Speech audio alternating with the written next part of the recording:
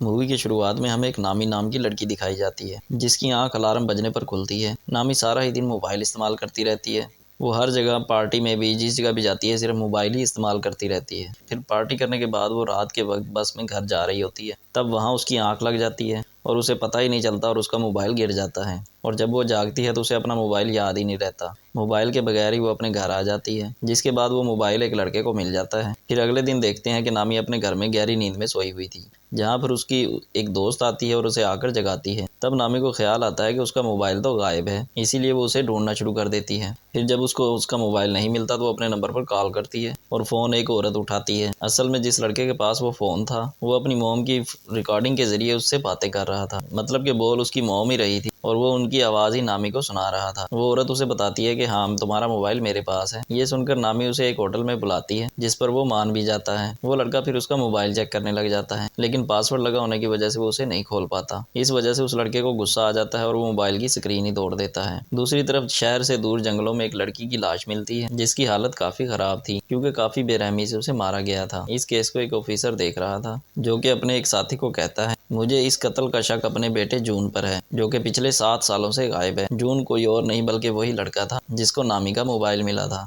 तो इस सिलसिले में इस ऑफिसर ने बहुत सारी चीज़ें भी पता की हुई थी। तो इसका साथी कहता है कि आपको बस शक है, मुकम्मल तहकीकात करने के लिए हमें सबूत इकट्ठा करने होंगे। उधर नामी अपने डैड के होटल में आकर उनसे मिलती है। तभी नामी के पास उसी औरत की कॉल आती है जिसके पास उसका मोबाइल था। वो कहती है कि गलती से तुम्हारे मोबाइल की स्क्रीन टूट गई है, मैंने उसे ठीक करने के लिए मोबाइल की एक दुकान पर भेज दिया है, तो तुम उस दुकान पर जाकर अपना मोबाइल ले सकती हो। फिर थोड़ी ही देर के बाद नामी अपना मोबाइल लेने के लिए उस दुकान पर पहुंच जाती है, जहां उसे जॉन भी दिखता है, जिसने मास्क लगाया हुआ था। वो नामी के मोबाइल की डिटेल में जाकर उसका पासवर्ड भी पता लगवा लेता है। फिर उसका मोबाइल ठीक करने के दौरान वो उसमें हैक करने वाला एक सॉफ्टवेयर भी डाल देता है और उसके मोबाइल का एक डुप्लीकेट फ़ोन बनाकर नामी को दे देता है और वो फिर वहां से चली जाती है। अब जो नामी अपने मोबाइल पर कर रही थी वो सब जॉन भी देख रहा था, क्योंकि उसने नामी के मोबाइल को अपने कंट्रोल में कर लिया था और ये भी उसे चला सकता था। वो उसकी तमाम चैट को देख सकता था और यहाँ तक कि वो मोबाइल के कैमरा के थ्रू उस नामी को भी देख सकता था। फिर रात को नामी जब अपने डैड के होटल में काम करवा रही थी तो जून भी वहाँ पर आ जाता है और उसे बताता है कि मैं यहाँ आता रहता हूँ। वो उसे इसलिए नहीं पहचान पाती क्योंकि उसने दुकान में मास्क लगाया हुआ था। वो नामी से यहाँ की सबसे खास शराब मांगता है। अब क्योंकि वो उसके मोबाइल पर नजर रख रहा था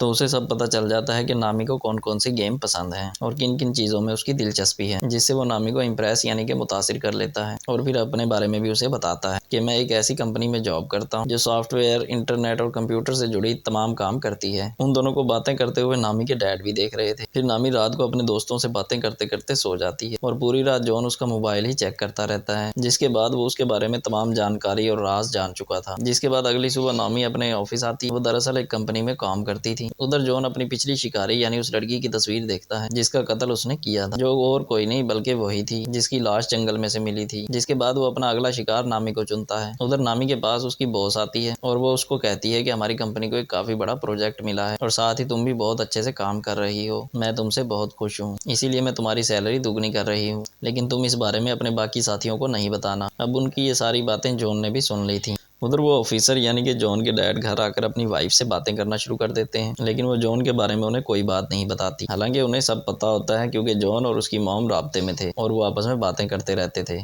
वो फिर अपनी वाइफ को बताते हैं कि शहर में एक लड़की का कत्ल हुआ है जिसका शक मुझे जून पर है और मैं ये बात जानता हूँ कि तुम उससे राब्ते में हो, लेकिन मैंने तुम्हारी और उसकी बातें सुन ली थी। लेकिन ये सुनकर वो कहती है कि नहीं, ऐसा कुछ भी नहीं है और मेरा बेटा ऐसा कुछ भी नहीं कर सकता। ठीक इसी वक्त ऑफिसर के पास उनके दोस्त का मैसेज आता है जो कहते हैं कि मुझे जून की लोकेशन का पता चल गया है, यानी जहाँ वो रहता है उस जगह का पता। फिर हम देखते हैं कि नामी अपने प्रोजेक्ट पर काम कर रही थी, काफी खुश थी वो, जबकि जॉन उसके घर जाता है और उसकी सारी चीजों को चेक करने लग जाता है, जिसमें उसे नामी का दूसरा मोबाइल भी मिल जाता है, यानी वो एक नहीं बल्कि 2 मोबाइल इस्तेमाल करती है। उधर ऑफिसर के साथी उसे बताते हैं कि जिस जगह के बारे में हमने आपको बताया है, यानी जॉन की लोकेशन, वो वहाँ पर सबसे चोरी रह रहा है। फिर जॉन के डैड उस जगह पर जाने के लिए अकेले ही निकल पड़ते हैं। फिर जब जॉन के डैड वहां पहुंचते हैं तो अंदर बिजली चली जाती है, तो वो अंदर की तलाशी लेना शुरू कर देते हैं। साथ ही उन्होंने यहाँ की काफी तस्वीरें भी बना ली थी। मरने वाली लड़की की मोम के बारे में भी उन्हें पता चल जाता है। इतनी ही देर में जॉन भी बाहर आ गया था। वो ये बात जान चुका था कि घर के अंदर कोई घुस आया है, इसीलिए वो चुपके से जब अंदर झांकता है तो अपने डैड को वहां देख लेता है। अंदर उसके डैड को लाश की नाखूनों पर लगी हुई नेल पॉलिश भी मिल जाती है,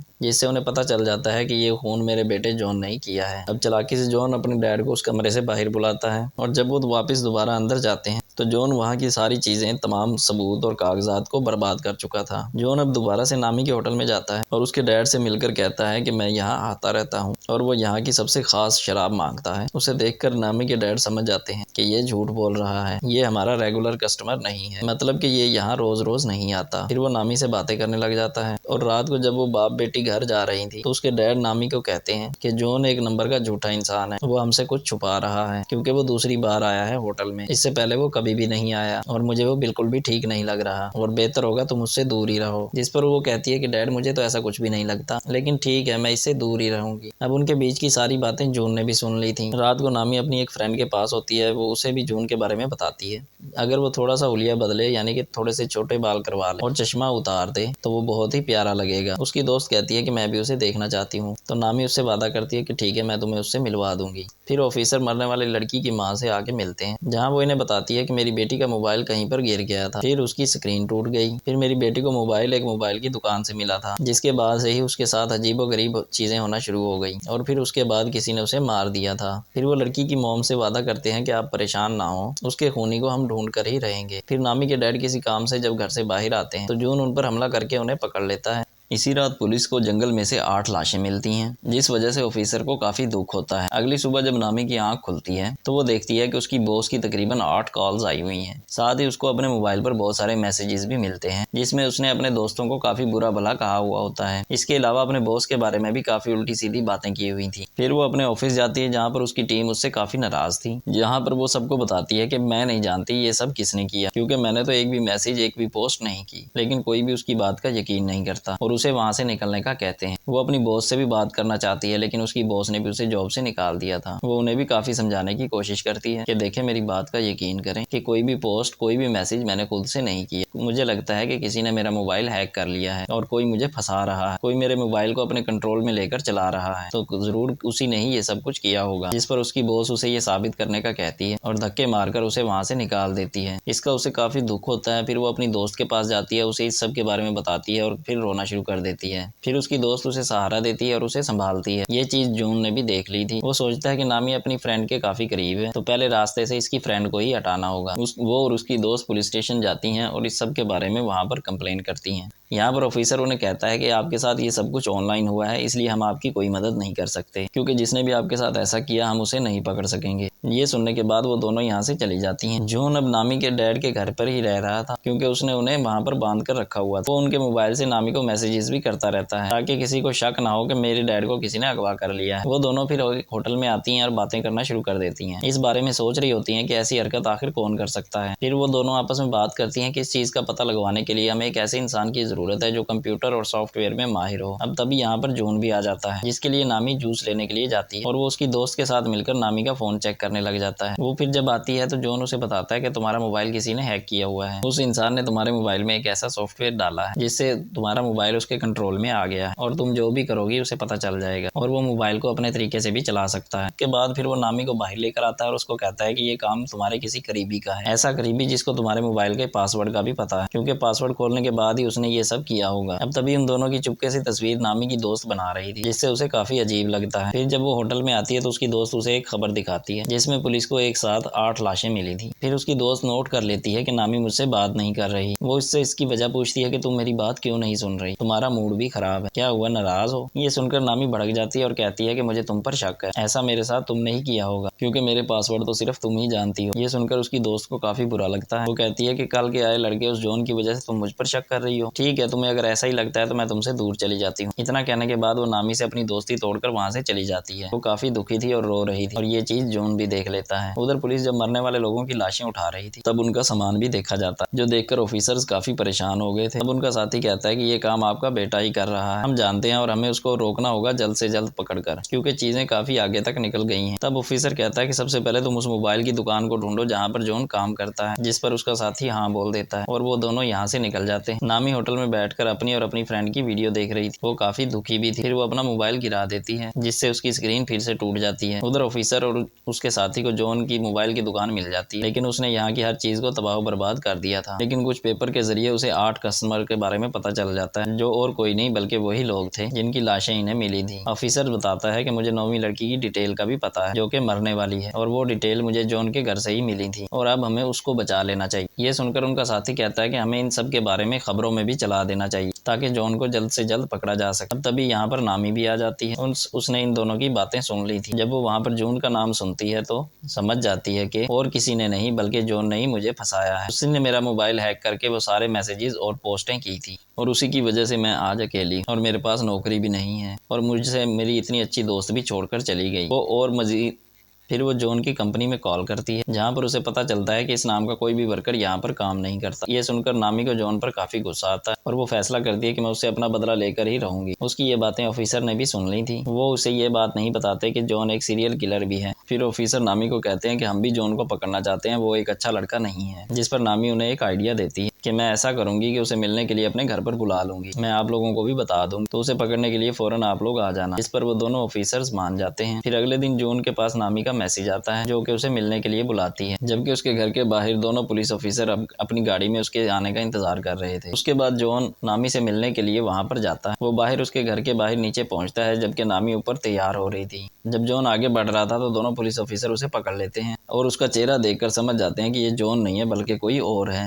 क्योंकि जॉन ने अपने बाल भी कटवा लिए थे और चश्मा भी नहीं लगाया हुआ था, क्योंकि दरअसल हुलिया बदलने की वजह से वो उसे पहचान नहीं पाए। अब जॉन उनको धमकाने लगता है कि मैं तुम दोनों के खिलाफ रिपोर्ट लिखवाऊंगा क्योंकि मैं मासूम हूँ, बेकसूर हूँ और तुम मुझ पर शक करके गन दिखा रहे हो। जिस पर ऑफिसर का साथी कहता है कि हमें दरअसल गलतफहमी हो गई थी, हम किसी खूनी को ढूंढ रहे थे। इतना कहने के बाद जॉन वहां से चला जाता है। उसके बाद दोनों ऑफिसर ऊपर आकर नामी से मिलते हैं। वो उन्हें बताती है कि जॉन का मैसेज आया है। उसका कहना है कि मैं मसरूफ हूँ आज, मैं बाद में मिलूंगा। वो फिर कहती है कि मैं अपना मोबाइल ठीक करने के लिए दे रही हूँ, तब तक दूसरा मोबाइल इस्तेमाल करूंगी और जब मुझे मेरा पहला मोबाइल मिल जाएगा हम उसे पकड़ लेंगे, जिसके लिए ऑफिसर्स भी मान जाते हैं। अब ऑफिसर के पास पुलिस स्टेशन से कॉल आती है कि ये बात अब सबको पता चल गई है कि ये सारे खून किसी और ने नहीं बल्कि आपके बेटे जॉन ने किए हैं, तो अब से आपको इस केस से दूर रहना होगा। ये सुनकर जॉन के डैड काफी परेशान हो जाते हैं। अब नामी अपने दूसरे मोबाइल को निकालकर उसमें अपनी सिम डालती है और ऑन करके उसे चलाकर बाहर आती है। ऑफिसर उसे कहते हैं कि तुम्हारी जान को भी खतरा है, इसलिए तुम ऐसी जगह पर चली जाओ जहाँ पर तुम महफूज हो। फिर वो कहती है कि मैं अपने डैड के घर चली जाती हूँ, वही मेरे लिए सेफ हाउस होगा।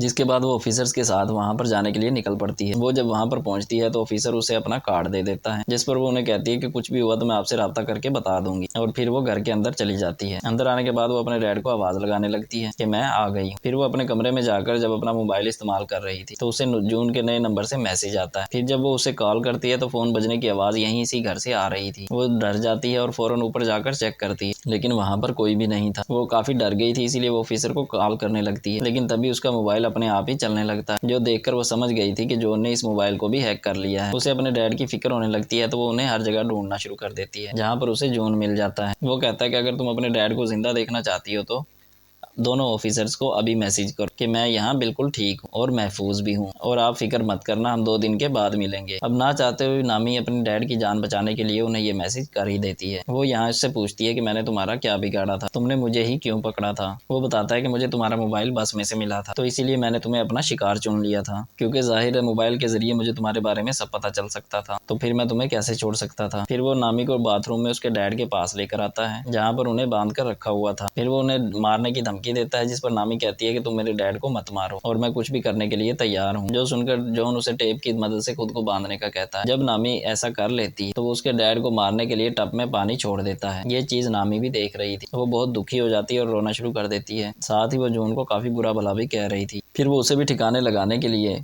उसके मुंह पर टेप लगाता है और उसे भी बाथ टब में छोड़ देता है, जो कि पूरा ही पानी से भर गया था। वो उसकी तस्वीरें बनाकर उसकी बेबसी पर हंस रहा था। फिर वो वहां से बाहर निकल आता है। उसे वहां पर ऑफिसर का कार्ड मिलता है, जिसके पीछे उन्होंने लिखा हुआ था नामी सिर्फ कॉल करना लेकिन मैसेज ना करना। लेकिन क्योंकि इसने तो ऑफिसर को मैसेज करवाया था तो उन्हें पता चल गया था कि ये जरूर जॉन ने किया है, तो इसका मतलब वो यहाँ आ रहे थे जॉन को पकड़ने के लिए। अब जॉन को भी एहसास हो जाता है कि ऑफिसर्स घर में घुस आए हैं। वो ऑफिसर के साथी को जाकर पकड़ लेता है लेकिन पीछे से आकर उसके डैड ऑफिसर उसे पकड़ लेते हैं। अब क्योंकि वो इनका बेटा नहीं होता इसलिए वो इसे मारने लगते हैं और अपने बेटे के बारे में पूछते हैं। पानी में डूबकर नामी मरने ही वाली थी कि तभी ऑफिसर का साथी उसे पानी से बाहर निकालकर बचा लेता है। ऑफिसर उसे मार मार कर काफी जख्मी कर देते हैं और अपने बेटे के बारे में पूछते हैं। तब वो कहता है कि डैड मैं ही आपका बेटा हूँ, जिस पर ऑफिसर मान भी जाते हैं। तो वो उन पर हंसने लगता है और कहता है कितने बेवकूफ हो तुम, अपने बेटे की पहचान भी नहीं है तुमको। ये सुनकर ऑफिसर भड़क जाते हैं और उसे दोबारा से मारना शुरू कर देते हैं। उधर नामी को भी होश आ गई थी। वो देखती है कि ऑफिसर के साथी उसके डैड को होश में लाने की कोशिश कर रहे हैं लेकिन वो उठ ही नहीं रहे। ऑफिसर फिर जॉन का बैग चेक करते हैं जिसमें से उन्हें जून के सारे शिकारों का सामान मिल जाता है, यहाँ तक के 0 नंबर वाले शिकार का, यानी सबसे पहले वाले शिकार, जो और कोई नहीं बल्कि उनका बेटा जॉन।